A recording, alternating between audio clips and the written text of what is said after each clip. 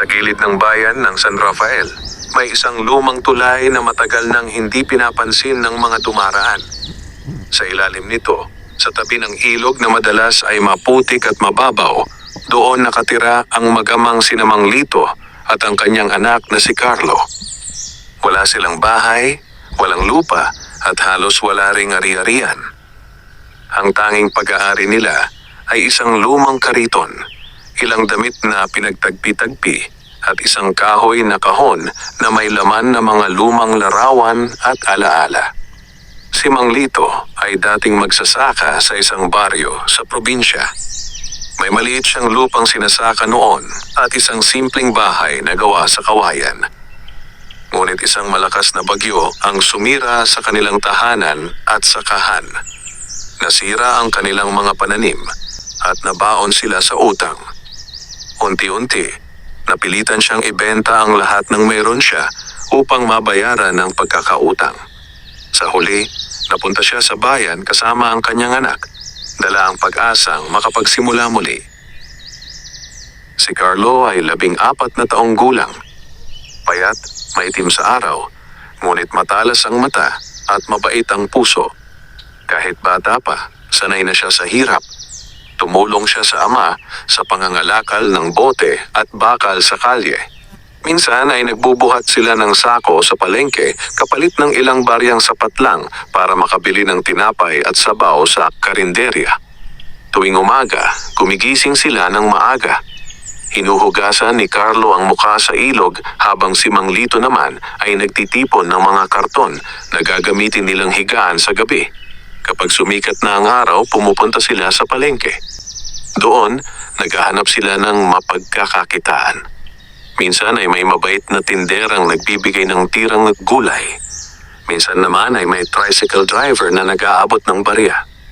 Sa kabila ng hirap, hindi nawawala ang pag-asa ni Mang Lito. Lagi niyang sinasabi sa anak, "Anak, hindi habang buhay ganito tayo. Darating din ang araw na makakabangon tayo." Isang hapon, habang pauwi sila sa ilalim ng tulay, may narinig silang tilaok ng manok. Sa gilid ng daan, may isang matandang lalaki na may dalang hawla. Nakatayo ito sa tabi ng puno, tila naghihintay ng masasakyan. Biglang may dumaan na motorsiklo at halos mabangga ang matanda. Nabitiwan niya ang hawla at napasigaw. Mabilis na tumakbo si Carlo at sinalo ang hawla bago ito bumagsak sa kalsada. "Salamat, iho," sabi ng matanda, hinihingal.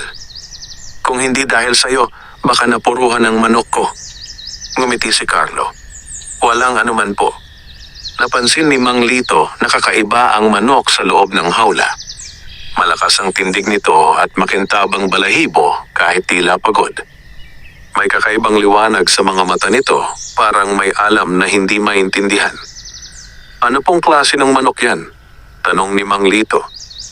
"Panabong," sagot ng matanda. "Pero matanda na ako. Wala na akong lakas para alagaan siya. Papunta sana ako sa sabungan para ibenta, pero mukhang hindi ko na kaya ang biyahe."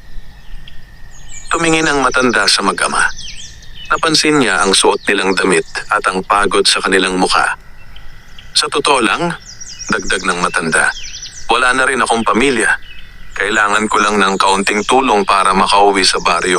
Kung gusto ninyo, ibibigay ko na ang manok na ito kapalit ng tulong ninyo sa akin." Nagkatinginan ng mag-ama. Wala silang karanasan sa sabong, ngunit alam nilang may halaga ang manok.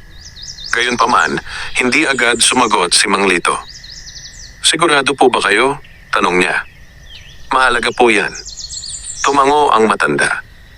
"Mas mahalaga sa akin ang makauwi ng ligtas. At pakiramdam ko, may kapalaran ng manok na ito sa inyo." Tinulungan nila ang matanda na makasakay sa jeep na patungo sa baryo. Binigyan siya ni Mang Lito ng kaunting barya na naipon nila. Bago umalis ang jeep, iniabot ng matanda ang hawla kay Carlo. "Alagaan ninyo siya," sabi nito. "May kakaibang tapang ang manok na yan. Huwag ninyo sayangin." Pagbalik nila sa ilalim ng tulay, maingat nilang inilapag ang hawla. Tilaok ng malakas ang manok, parang ipinaparamdam ang presensya nito. "Pa," sabi ni Carlo. Ano po ang gagawin natin dito? Tahimik si Mang Lito sandali. Tiningnan niya ang manok at ang anak. Sa loob ng maraming taon, ngayon lang siya nakaramdam ng kakaibang pag-asa. Anak, sabi niya, maaaring ito na ang pagkakataon natin. Hindi ko alam kung paano, pero aalagaan natin siya. Baka ito ang simula ng pagbabago. Kinabukasan, gumising sila ng mas maaga kaysa dati. Naghahanap sila ng tira-tirang bigas at mais sa palengke para ipakain sa manok. Kahit gutom, inuuna nila ang alaga. Unti-unti, napansin nilang lumalakas ang manok. Matalas ang galaw at mabilis tumalon. Kapag nakikita ito ng ibang sabonghero sa tabi ng palengke, napapalingon sila. May isang sabonghero na lumapit. Saan ninyo nakuha ang manok na yan? Tanong niya. Bigay lang po, sagot ni Mang Lito. Tinitigan ng sabonghero ang manok. May potensyal yan. Kung maayos ang ensayo, pwedeng lumaban. Hindi agad sumagot si Mang Lito. Wala siyang pera para sa sabong. Wala ring pangtaya. Ngunit sa puso niya, may unti-unting nabubuong pag-asa. Hindi niya alam kung saan sila dadalhin ng kapalaran. Ngunit sa unang pagkakataon, may hawak siyang bagay na maaaring magbago ng kanilang buhay. Sa gabing iyon, habang nakahiga sila sa karton sa ilalim ng tulay, narinig nila ang mahinang tilaok ng manok. Tumingin si Carlo sa ama. Pa, sabi niya, pakiramdam ko, may mangyayari sa atin. Parang hindi lang basta manok to. Ngumiti si Mang Lito. Anak, sa buhay, minsan may dumarating na maliit na biyaya. Kapag inalagaan mo, lumalaki. Baka ito na ang simula ng bagong bukas. Sa ilalim ng malamlam na ilaw ng poste, natulog ang mag-ama na may bagong pag-asa sa dibdib. Hindi pa nila alam ang mangyayari, ngunit sa unang pagkakataon matapos ang mahabang panahon, may dahilan silang mangarap. Sumikat ang araw sa ibabaw ng ilog na tila ba mas maliwanag kaysa mga nakaraang umaga. Maagang nagising si Carlo upang silipin ang manok. Nakaupo ito sa loob ng hawla, tahimik ngunit alerto, parang may inaabangang mangyari. Nilapitan niya ito at marahang binuksan ang pinto ng hawla upang linisin ang ilalim. Hindi nagwala ang manok, bagkus tumingin lamang ito sa kanya at saka dahan-dahang umikot, tila sanay na sa presensya ng tao. Pa! Tawag ni Carlo habang naguhugat ng kamay sa ilog. Mukhang masigla siya ngayon. Lumapit si Mang Lito at pinagmasdan ang alaga. Sa bawat galaw ng manok, napapansin niyang matatag ang tindig nito. Hindi tulad ng karaniwang manok na nakita niya noon sa baryo. Ang isang ito ay tila may kumpiyansa sa sarili. Kahit walang gaanong pakain at kulang sa maayos na tirahan, may kakaibang lakas ang anyo nito. Siguro kailangan na natin siyang dalhin sa may sabungan para makita ng iba, sabi ni Mang Lito. Hindi para ipaglaban agad, kundi para matanong kung paano siya aalagaan ng maayos. Tumango si Carlo. Kahit hindi pa sila handa, alam nilang kailangan nilang matuto. Wala silang pera, ngunit may pag-asa sila. At kung may pag-asa, may dahilan para kumilos. Pagdating nila sa palengke, dumaan sila sa likod kung saan madalas magtipon ang mga sabongero. May ilang lalaki roon na may dalang mga hawla at nag-uusap tungkol sa mga laban. Tahimik na lumapit ang mag-ama at umupo sa gilid, ayaw munang makialam. Makalipas ang ilang sandali, napansin sila ng isang matandang sabonghero na kilala sa palengke bilang si Berting. Payat ito at may kupas na sombrero, ngunit matalim ang tingin sa mga manok. Sa inyo ba yan? Tanong niya sabay turo sa hawla. Opo, sagot ni Mang Lito. Bigay lang po sa amin. Wala kaming gaanong alam sa pag-aalaga. Lumapit si Berting at sinilip ang manok. Tahimik siya sandali. Tiningnan niya ang mga paa, ang balahibo, at ang mga mata ng alaga. May laban yan, sabi niya. Hindi pa pulido, pero matapang ang tindig. Kung aalagaan ninyo ng maayos, pwedeng sumali sa laban balang araw. Nagkatinginan ang mag-ama. Hindi nila inaasahan ang ganoong sagot. Paano po namin siya aalagaan? Tanong ni Carlo. Ngumiti ng bahagya si Kaberting. Sa ngayon, pakainin ninyo ng tama. Mais, konting bigas, at malinis na tubig. Ilakad ninyo tuwing umaga para lumakas ang paa. At higit sa lahat, huwag ninyo siyang pababayaan. Mula noon, araw-araw nilang sinunod ang payo. Kahit kulang ang pagkain, inuuna nila ang manok. Minsan ay nagugutom sila, ngunit hindi nila pinapakita sa isa't isa. Para sa kanila, ang alaga ang tanging pag-asa. Lumipas ang ilang linggo, unti-unting lumakas ang manok. Mabilis na ang galaw at mas matapang ang tindig. Kapag inilalakad nila ito sa umaga, may ilang sabongero ang napapatingin. May ilan ding nagtatanong kung ibebenta ba nila. Isang hapon, lumapit muli si Kaberting. May maliit na laban sa kabilang baryo sa linggo, sabi niya. Hindi malaki ang pusta, pero pwede kayong sumali kung gusto ninyo. Subukan lang. Kahit maliit ang panalo, makakatulong sa inyo. Napaisip si Mang Lito. Wala silang pangtaya. Ngunit tila may tiwala si Kaberting sa alaga nila. Ako na muna ang bahala sa taya, sabi ng matanda. Kung manalo, hati tayo. Kung matalo, wala kayong utang sa akin. Nabigla ang mag-ama. Hindi sila sanay na may tumutulong ng ganoon. Ngunit nakita ni Mang Lito ang katapatan sa mata ni Kaberting. Maraming salamat po, sabi niya. Hindi namin kayo bibiguin. Kinagabihan, hindi agad nakatulog ang mag-ama. Nakahiga sila sa ilalim ng tulay, nakatingin sa madilim na langit. Tahimik ang paligid, tanging agos ng ilog ang maririnig. Pa, mahinang sabi ni Carlo, handa na po kaya tayo? Huminga ng malalim si Mang Lito. Hindi ko alam, anak, pero minsan kailangan nating sumubok. Kung hindi tayo kikilos, mananatili tayong ganito. Tumingin si Carlo sa hawla. Tahimik ang manok, ngunit parang may lakas na umaabot sa kanila. Sa gitna ng kahirapan, may munting apoy ng pag-asa na unti-unting lumalaki. Ano man ang mangyari, dagdag ni Mang Lito, magkasama tayo. Yan ang mahalaga. Tumango si Carlo. Sa unang pagkakataon, pakiramdam niya ay may direksyon ang kanilang buhay.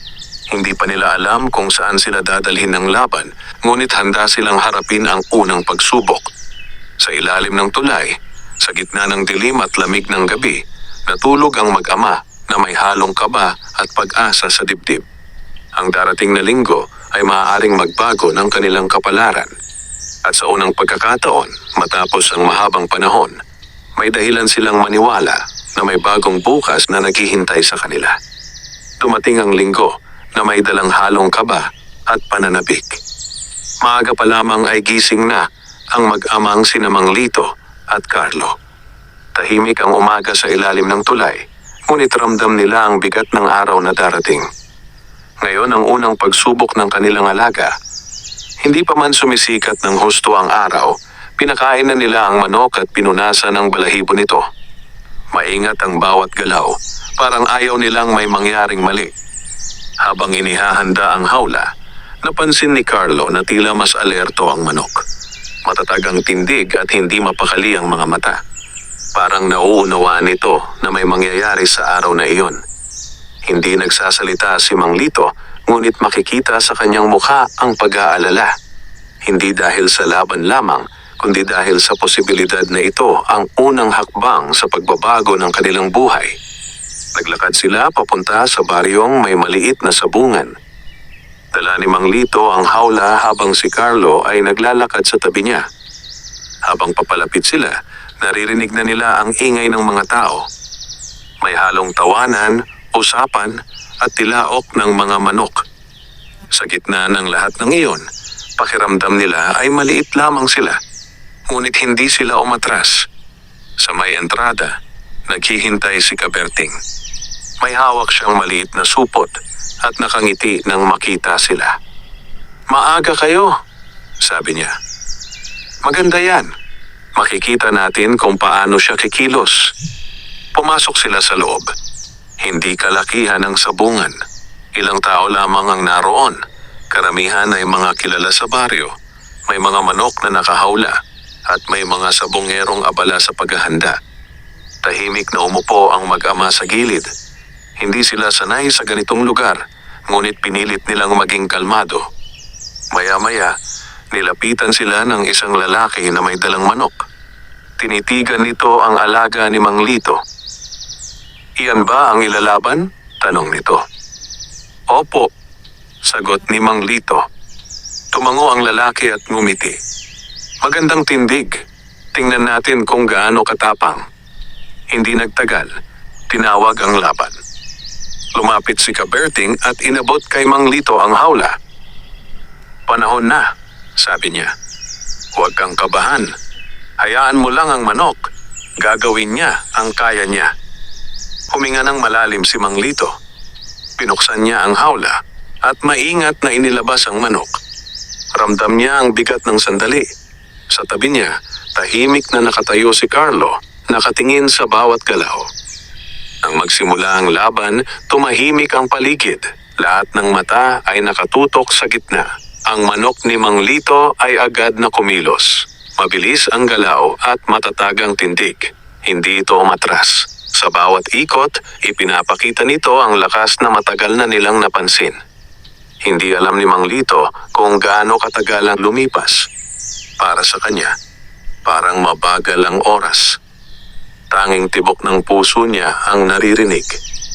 Sa gilid, nakahawak si Carlo sa braso ng ama, tila nagdarasal sa tahimik na paraan. Makalipas ang ilang sandali, natapos ang laban. Tahimik ang paligid bago biglang may sumigaw. Ang manok ni Mang Lito ang nanalo. Hindi agad nakapagsalita ang mag-ama. Parang hindi sila makapaniwala. Lumapit si Kaberting na may ngiti sa labi. "Panalo tayo," sabi niya. "Magaling ang alaga ninyo." Naramdaman ni Mang Lito ang bigat na nawala sa dibdib niya. Hindi pa man malaki ang panalo, sapat na iyon upang makabili sila ng pagkain at makapag-ipon ng kaunti. Ngunit higit pa roon, nagkaroon sila ng tiwala sa sarili. Sa unang pagkakataon, matapos ang mahabang panahon, may liwanag sila nakita. Lumabas sila ng sabungan na may hawak na kaunting premyo. Hindi kalakihan, ngunit mahalaga para sa kanila. Bumili sila ng mainit na pagkain sa karinderya. Umupo sila sa gilid ng kalsada at tahimik na kumain. Sa bawat subo, ramdam nila ang hirap na unti-unting napapalitan ng pag-asa. "Pa," sabi ni Carlo, "nanalo tayo." Tumango si Mang Lito. "Oo, anak. Pero simula pa lang ito. Kailangan pa nating magsikap." Tumingin si Carlo sa hawla. Tahimik ang manok, ngunit parang may kumpiyansa. Sa loob ng kanilang munting mundo, nagsimula ang pagbabago. Hindi pa nila alam kung saan sila dadalhin ng mga susunod na laban, ngunit sa araw na iyon, napatunayan nila na may kakayahan silang lumaban sa buhay. Habang pauwi sila sa ilalim ng tulay, dala ang kaunting pagkain at pag-asa, ramdam nila ang bagong lakas sa kanilang puso. Ang unang panalo ay hindi lamang tungkol sa pera. Ito ay tungkol sa paniniwala na kahit gaano kahirap ang buhay, may pagkakataon pa ring magbago ang kapalaran. Sa gabing iyon, natulog ang mag-ama na may ngiti sa labi. Hindi na lamang sila basta nakatira sa ilalim ng tulay.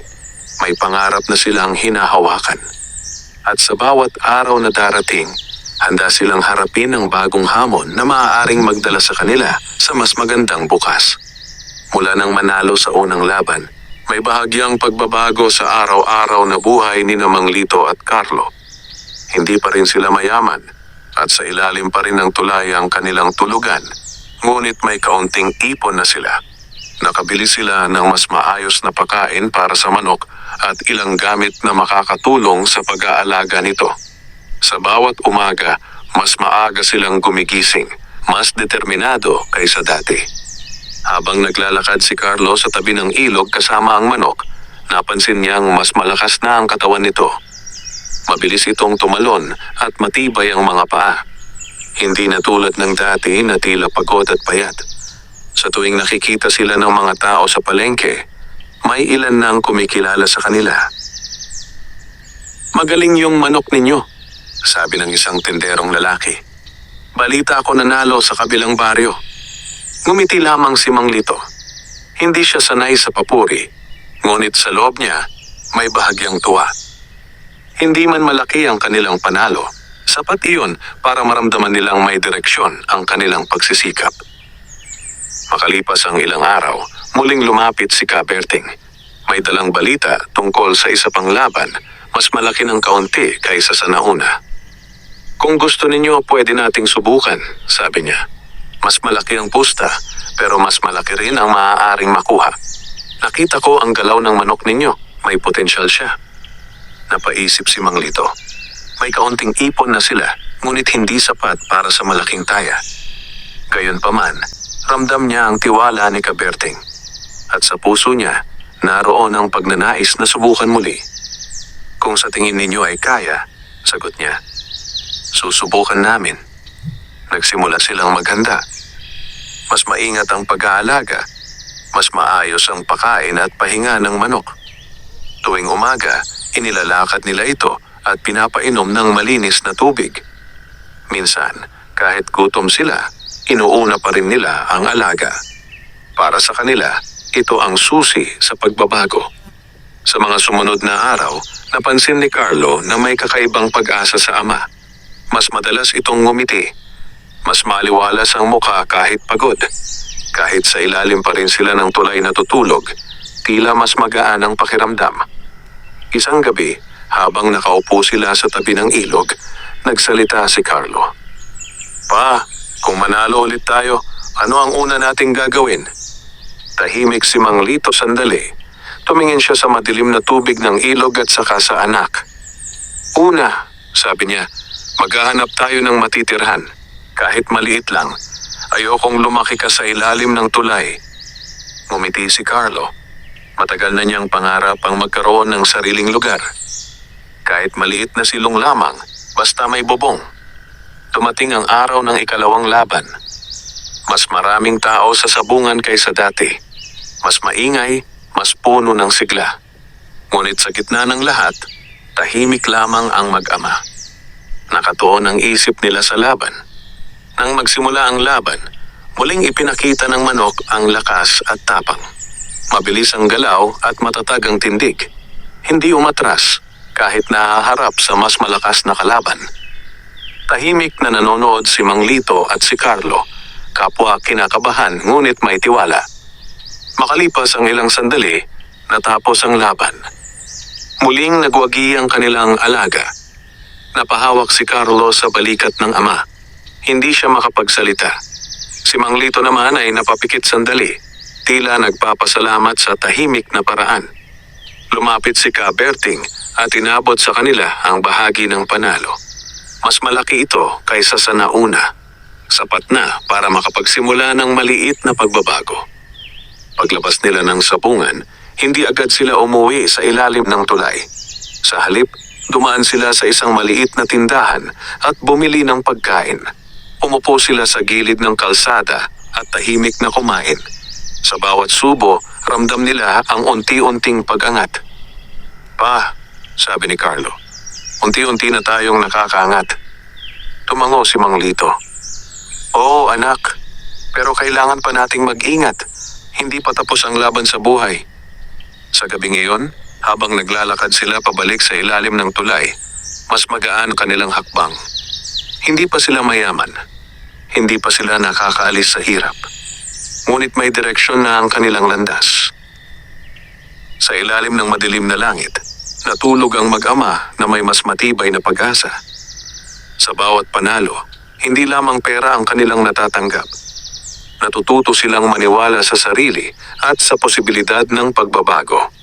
At sa puso nila, unti-unting nabubuo ang pangarap na balang araw, hindi na sila titira sa ilalim ng tulay. May sariling bubong, may sariling tahanan, at may bagong simula na naghihintay sa kanila. Pagkatapos ng ikalawang panalo, mas naging abala ang mag-amang sina Mang Lito at Carlo. Hindi na lamang sila basta naglalakad sa palengke upang mangalakal ng bote at bakal. Mas maraming oras ang inilaan nila sa pag-aalaga ng manok.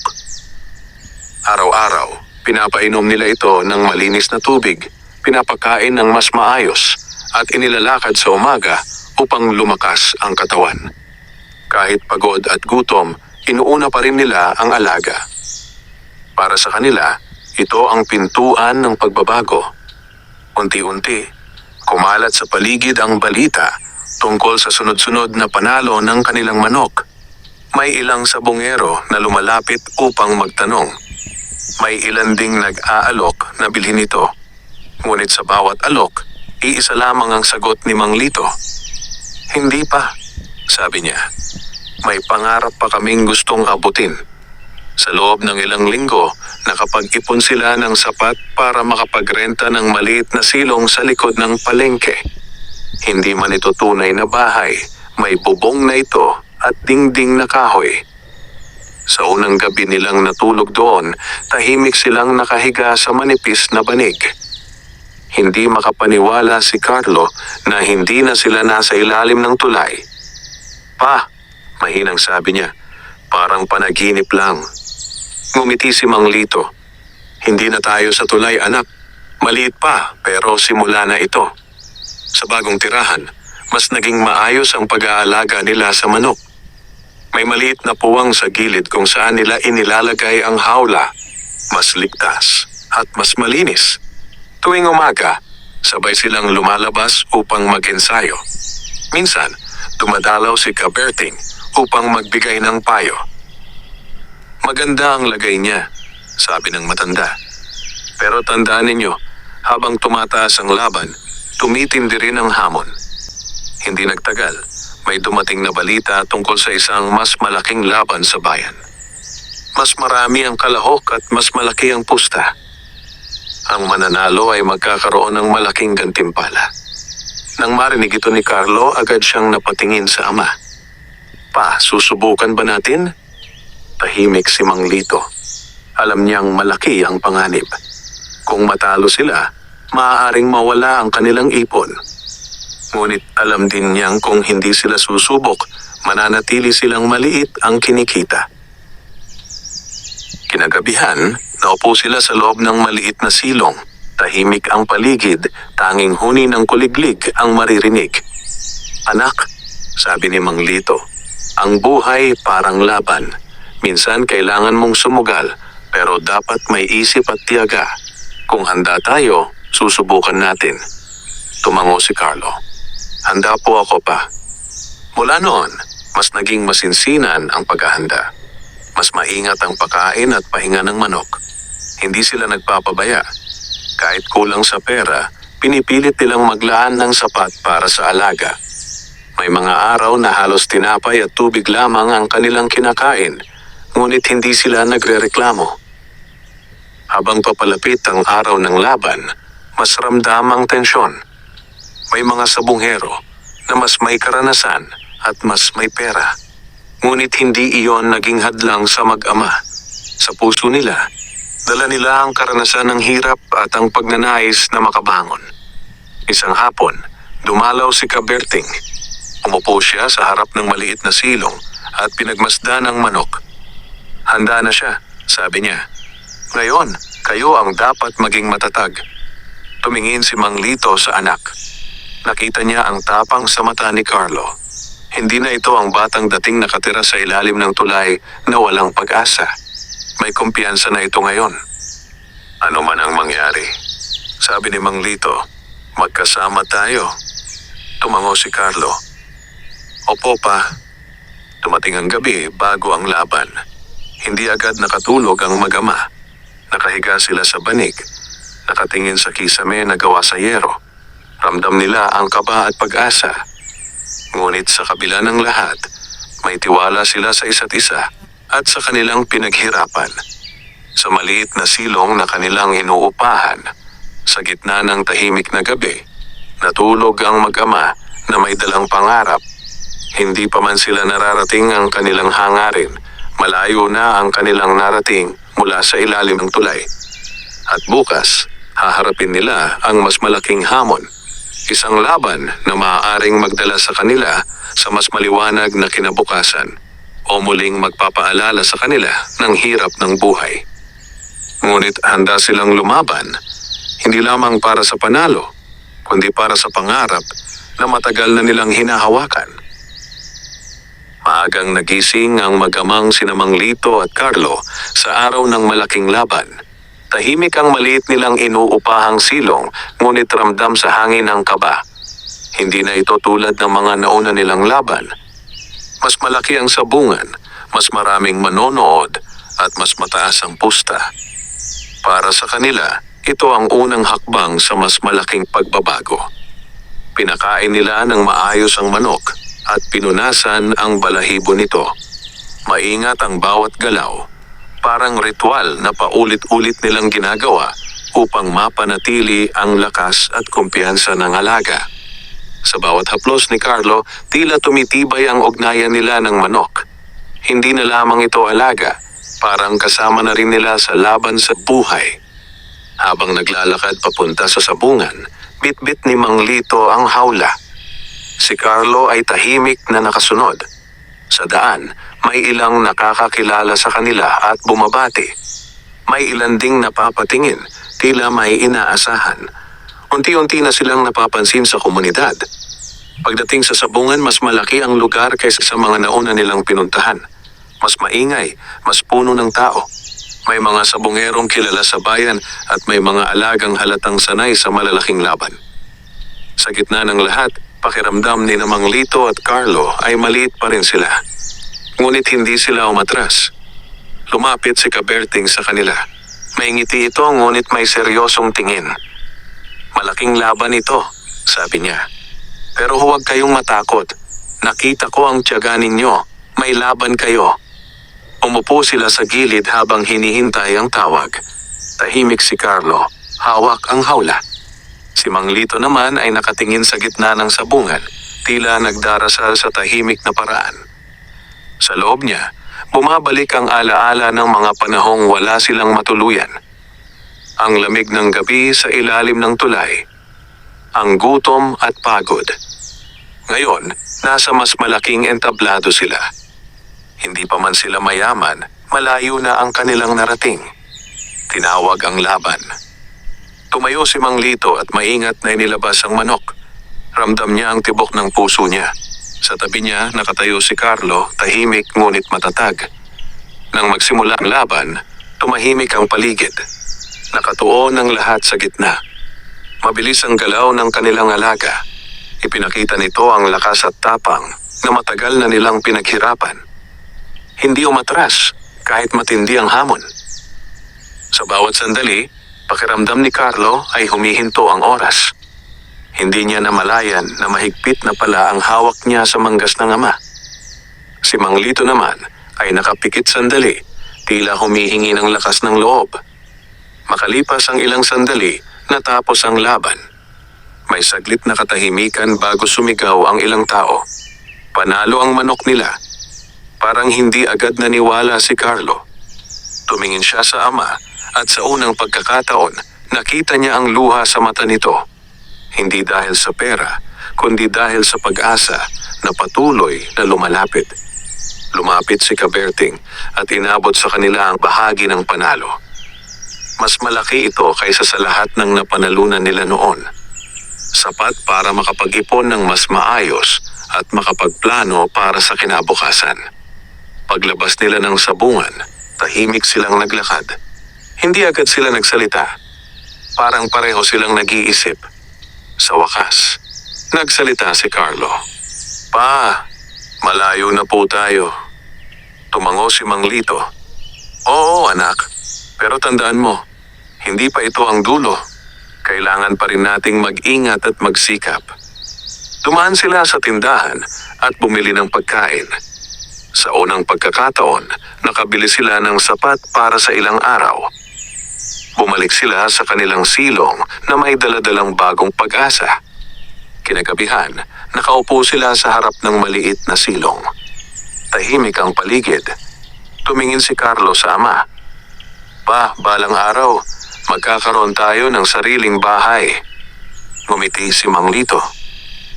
Magkakaroon, anak. Hindi man ngayon, darating din.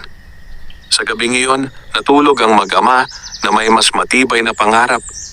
Hindi na lamang sila lumalaban para sa araw-araw na pagkain.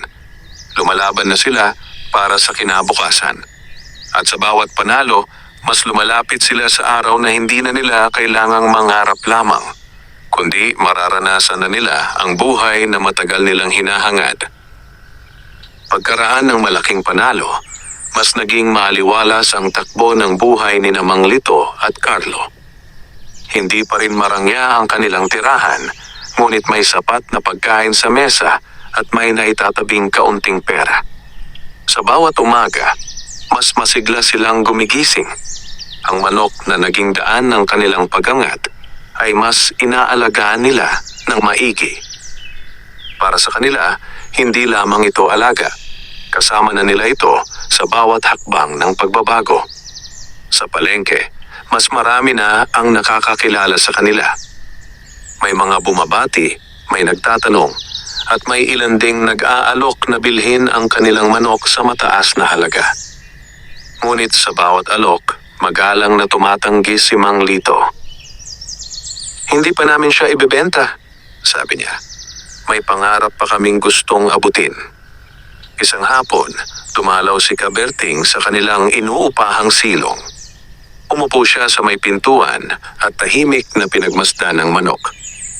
May paparating na derby sa susunod na buwan, sabi niya. Mas malaki kaysa sa lahat ng nasalihan ninyo. Kung manalo kayo roon, maaaring tuluyan na kayong makabangon. Napatingin si Carlo sa ama. Ramdam niya ang bigat ng sinabi ng matanda. Ang derby na iyon ay hindi basta laban. Maraming kalahok, maraming manonood at malaking pusta. Kung manalo sila, maaaring mabago ang kanilang buhay. Ngunit kung matalo, maaaring mawala ang ipon nilang pinaghirapan. Kinagabihan, tahimik na nag-usap ang mag-ama. Nakaupo sila sa loob ng kanilang silong. Tanging ilaw ng bombilya ang nagbibigay liwanag.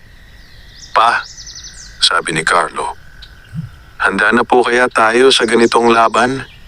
Huminga ng malalim si Mang Lito. Hindi ko alam, anak. Pero kung hindi natin susubukan, baka hindi rin natin marating ang pangarap natin. Ang mahalaga, handa tayo at magkasama. Tumango si Carlo. Sa kabila ng kaba, may tiwala siya sa ama at sa kanilang pinaghirapan.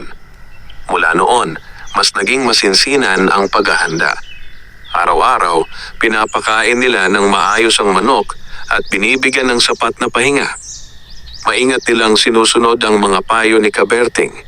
Minsan, kahit pagod, naglalaan pa rin sila ng oras upang siguraduhing maayos ang kalagayan ng alaga. Habang papalapit ang derby, mas nararamdaman nila ang tensyon. May mga sabungero sa palengke na nag-uusap tungkol sa mga kalaban. May mga manok na kilala sa lakas at bilis.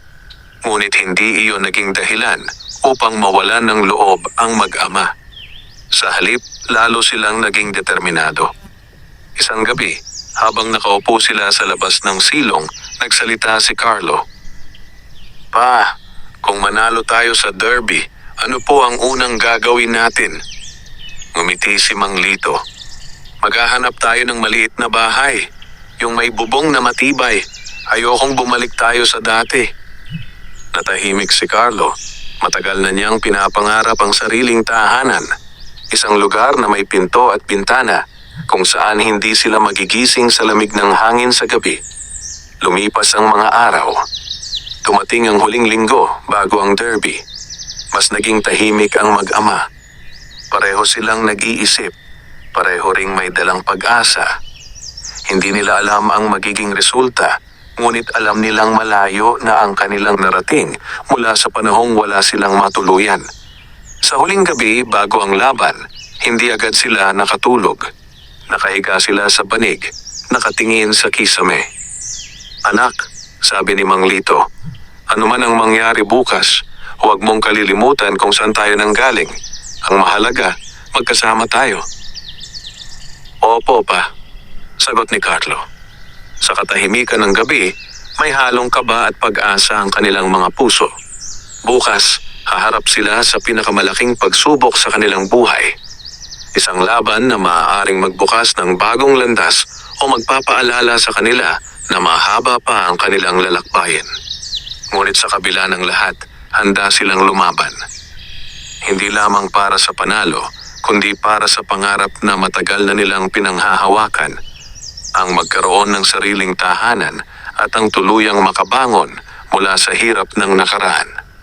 Dumating ang araw na matagal nilang inihanda. Maaga pa lamang ay gising na ang mag-amang sina Mang Lito at Carlo. Tahimik ang umaga, ngunit sa dibdib nila ay may halong kaba at pag-asa. Ang derby na kanilang sasalihan ay hindi tulad ng mga nauna. Mas malaki ang sabungan, mas maraming kalahok, at mas mataas ang pusta. Para sa kanila, ito na ang pinakamalaking laban sa kanilang buhay. Maingat nilang inihanda ang manok, pinunasan ng balahibo, pinakain ng sapat, at binigyan ng oras upang maging kalmado. Hindi sila nagmamadali. Alam nilang mahalaga ang bawat sandali ng paghahanda. Sa maliit na silong na dati pinapangarap lamang nilang matirhan, ngayon ay naghahanda sila para sa laban na maaaring magbago ng kanilang kapalaran. Habang naglalakad sila papunta sa sabungan, ramdam nila ang bigat ng araw. Dala ni Mang Lito ang hawla at sa bawat hakbang ay tila mas tumitibay ang kanyang loob. Si Carlo naman ay tahimik na sumusunod, nakatingin sa alaga nilang matagal na nilang pinagsikapan. Sa isip niya, bumabalik ang alaala ng panahong wala silang matirhan. Ang lamig ng gabi sa ilalim ng tulay, ang gutom at pagod. Ngayon, may pagkakataon silang baguhin ang lahat. Pagdating sa sabungan, sinalubong sila ng ingay ng maraming tao. Mas malaki ito kaysa sa anumang lugar na napuntahan nila noon. May mga sabungero mula sa iba't ibang bayan. May mga manok na halatang sanay sa malalaking laban. Ngunit sa gitna ng lahat, hindi sila umatras. Lumapit si Kaberting at tumango sa kanila. "Handa na kayo," sabi niya. "Tandaan ninyo, ang laban ay hindi lamang sa lakas. Nasa tiyaga at paniniwala rin." Umupo sila sa gilid habang hinihintay ang tawag. Tahimik ang mag-ama. Wala silang maraming salita, ngunit alam nilang pareho silang nagdarasal sa loob. Hindi man nila alam ang magiging resulta, handa silang harapin ito. Tinawag ang laban. Tumayo si Mang Lito at maingat na inilabas ang manok. Ramdam niya ang tibok ng puso niya.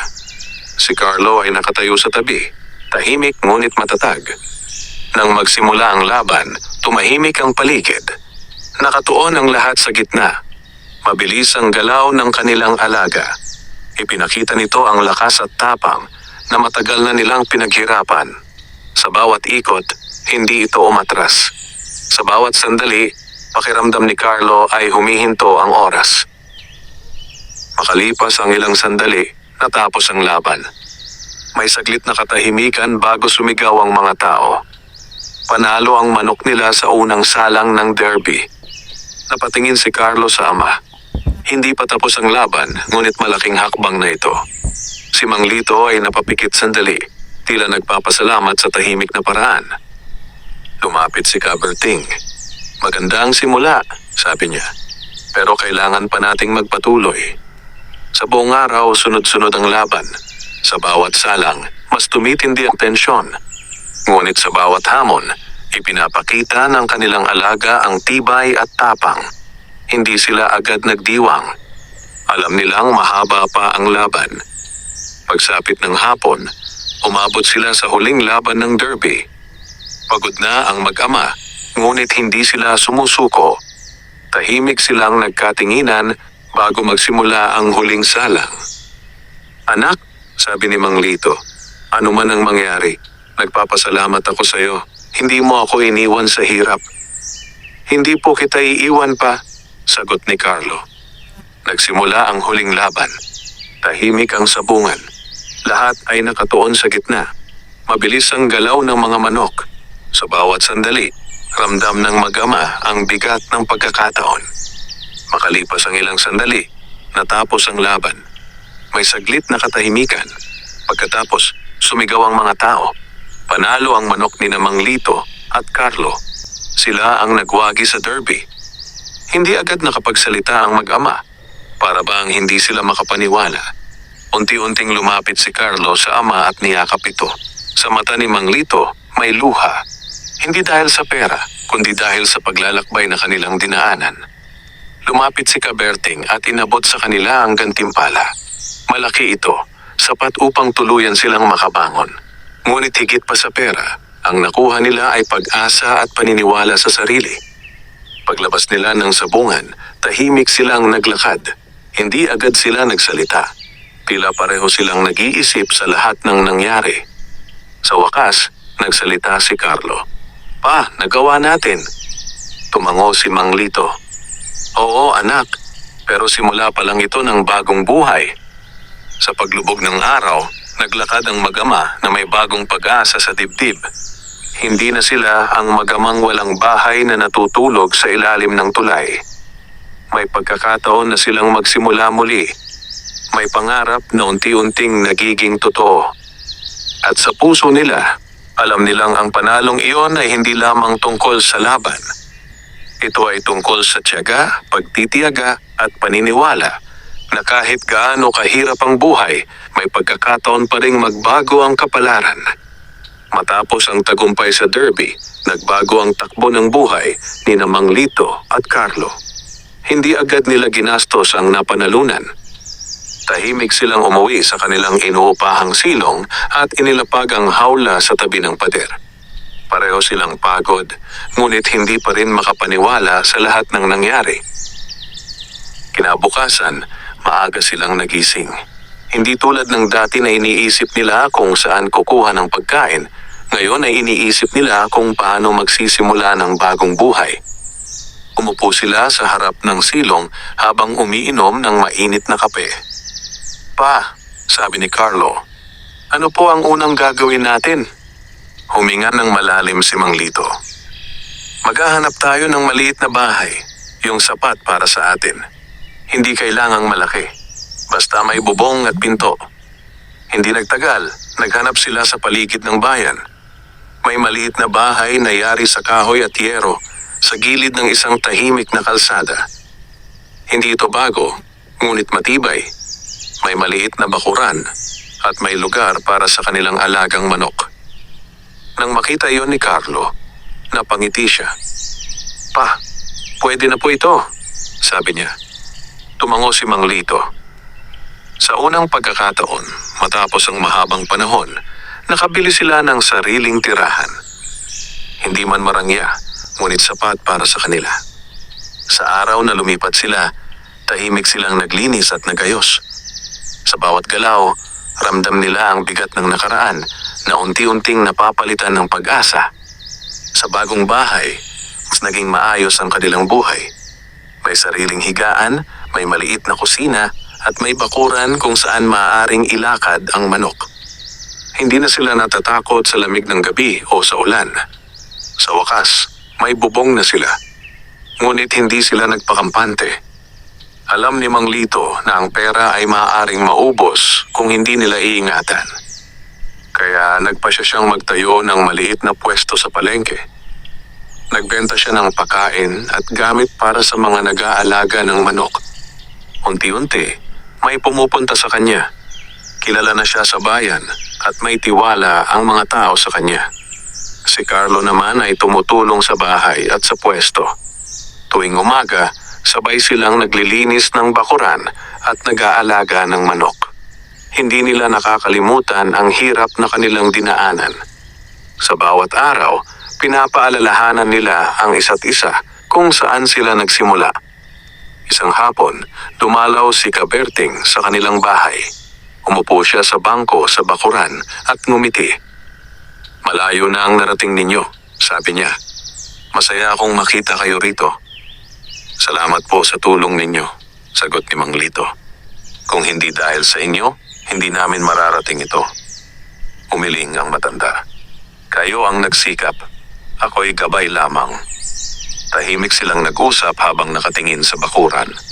Sa gitna nito, Naroon ang manok na naging daan ng kanilang pag-angat.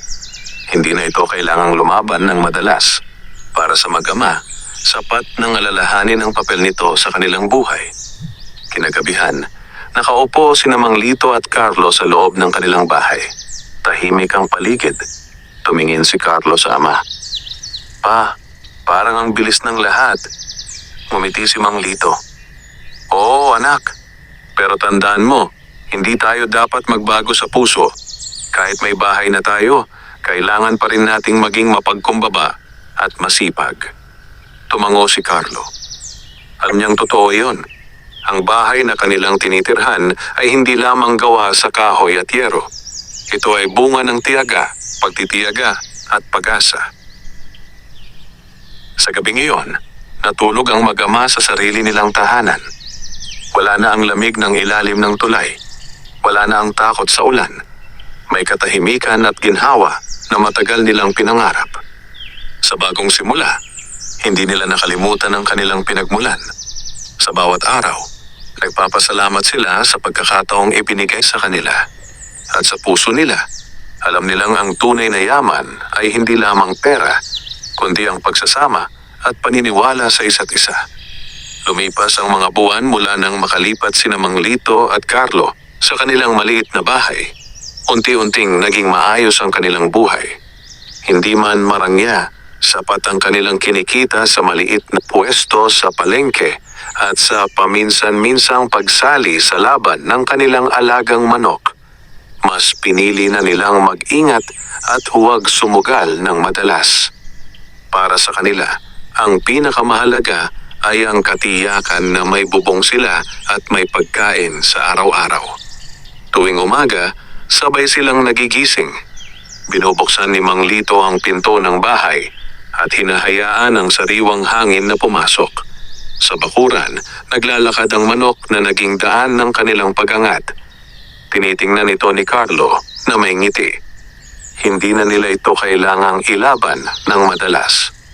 Para sa kanila, sapat ng kasama nila ito bilang paalala ng kanilang pinagdaanan. Sa palengke, mas dumami ang bumibili sa pwesto ni Mang Lito. Kilala na siya bilang isang taong masipag at mapagkakatiwalaan.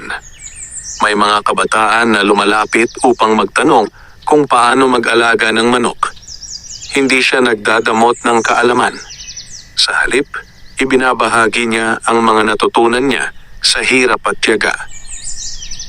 Hindi lamang sa panalo nakasalalay ang lahat. Madalas niyang sabihin, nasa disiplina at tiyaga ang tunay na lakas. Si Carlo naman ay patuloy na tumutulong. Natututo siyang magbilang ng pera, mag-asikaso ng paninda, at maglinis ng bahay. Ngunit higit sa lahat, natututo siyang magpahalaga sa bawat pagkakataon. Alam niyang hindi madali ang buhay. Ngunit natutunan niyang may pag-asa hanggat may tiyaga at pagkakaisa. Isang hapon, dumalaw si Ka Berting sa kanilang bahay. Umupo siya sa bangko sa bakuran at tahimik na pinagmasdan ng mag-ama. Masaya akong makita kayo rito, sabi niya. Nagawa ninyong baguhin ang buhay ninyo. Ngumiti si Mang Lito. Malaki ang naitulong ninyo sa amin. Hindi namin makakalimutan iyon. Umiling ang matanda. Kayo ang gumawa ng paraan. Ako'y naging saksi lamang. Nag-usap sila tungkol sa nakaraan at sa mga plano sa hinaharap. Hindi na pangarap lamang ang magkaroon ng bahay at maayos na buhay. Naroon na iyon. Ngunit hindi nila nakalimutan ang kanilang pinagmulan. Sa bawat araw, pinapaalalahanan nila ang isa't isa kung gaano kahalaga ang pagsisikap at pagkakaisa. Kinagabihan, tahimik na nakaupo sina Mang Lito at Carlo sa loob ng bahay. Naririnig ang mahinang huni ng hangin sa labas. Tumingin si Carlo sa ama. Pa, sabi niya, naaalala ko pa po noong sa ilalim tayo ng tulay na tutulog. Tumango si Mang Lito. Hindi ko yun makakalimutan. Doon natin natutunan ang tiyaga at pag-asa. Ngumiti si Carlo. Masaya po ako na magkasama tayo. Tumingin si Mang Lito sa anak. Ako rin anak, ikaw ang tunay kong yaman. Kahit Kahit walang pera noon, basta magkasama tayo, may lakas tayong lumaban. Sa katahimikan ng gabi, natulog ang mag-ama na may kapayapaan sa puso. Hindi na sila ang mag-amang walang bahay. May sariling tahanan na sila, may kabuhayan at may bagong simula. Ngunit higit pa sa lahat, natutunan nila ang kahalagahan ng pagtitiyaga, pag-asa at pagmamahalan. Sa paglipas ng panahon, naging inspirasyon sila sa iba. May mga taong lumalapit upang humingi ng payo. Hindi sila nagmamataas. Sa halip, ibinabahagi nila ang kanilang kwento. Isang kwento ng mag-amang nagsimula sa wala, lumaban sa hirap, at unti-unting nakabangon. Sa huli, napagtanto nila na ang tunay na yaman ay hindi lamang pera o panalo. Ito ay ang lakas ng loob, ang pagtitiwala sa isa't isa, at ang paniniwalang kahit gaano kahirap ang buhay, may pagkakataon pa ring magbago ang kapalaran. At sa kanilang maliit na bahay, sa gitna ng tahimik na gabi, nanatili ang alaala ng kanilang paglalakbay mula sa ilalim ng tulay hanggang sa bagong simula. Isang kwento ng pag-asa, tiyaga, at pagmamahalan na magpapatuloy sa bawat araw ng kanilang buhay.